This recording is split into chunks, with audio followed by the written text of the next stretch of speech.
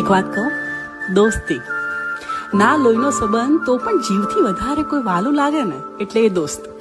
જેની સાથે થાય અઢળક વાતો તો પણ થાક ના લાગે એટલે દોસ્ત. જેની સાથે નાની નાની વાતમાં પણ હસી શકાય અને જેના ખભા પર માથું રાખીને મન ભરીને રડી શકાય એટલે દોસ્ત. જેની સાથે ઠંડી ચા પણ ગરમ લાગે અને આ વઘારેલી ખીચડી પણ સાલું દાવત જેવી લાગે એટલે દોસ્ત. જેને આખી રાત જગાડીને હકથી ઝઘડીને પણ એની સાથે મન ભરીને વાતો કરી શકાય એટલે દોસ્ત.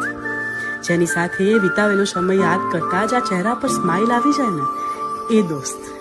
જેને આપણે ભલે ગમે તેટલી ગાળો આપીએ પણ એની ગેરહાજરીમાં એના વિરુદ્ધ એક શબ્દ ના સંભળાય એટલે દોસ્ત. એની ખુશીમાં ખુશ ને એના દુઃખમાં દુઃખી.